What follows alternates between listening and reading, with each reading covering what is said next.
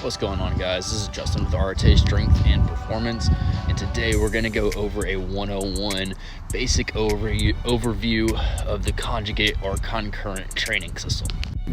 So at RTA Strength and Performance, we use a conjugate or concurrent based training system for the way that we train our athletes. Soviet Russia was the first people to begin using the conjugate programming in their training. This was for Olympic lifters, and then it was made popular in the United States by Louis Simmons at Westside Barbell in Columbus, Ohio. I came across this system back in 2020 while researching the best ways to train athletes that I work with. I needed a system that would allow us to train all year while developing all types of strengths and be able to help the athletes improve their performance on the field or court. The only good thing about the shutdown was it gave me a ton of free time to read and research and start putting together the framework that we use to help develop the athletes that we train today. This system can be a little confusing, but I'm going to do my best to explain this in a 5-part video series. Conjugate is a type of periodization for training, like block or linear, and in my opinion, it is the best way to train athletes of all ages and skill levels when it is properly programmed. A traditional training week has 4 main training days with smaller recovery workouts in between.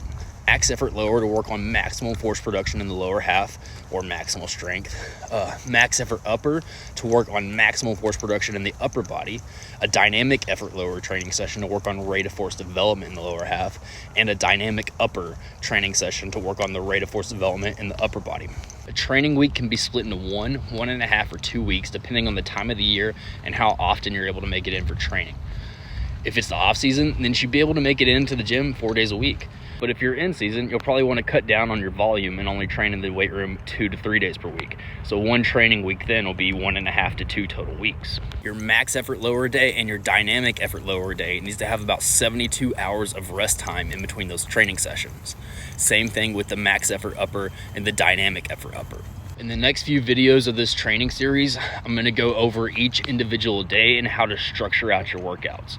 I'm going to talk about how you're going to be able to train all types of strengths, from max strength to speed strength to explosive power to strength speed, and then to hypertrophy as well, how you're going to be able to train all aspects within 1 training session. So make sure you give me a follow so you can learn to properly program your conjugate training. In the next video, we're going to talk about max effort lower and how to program it whether you're in the off season or if you're in season.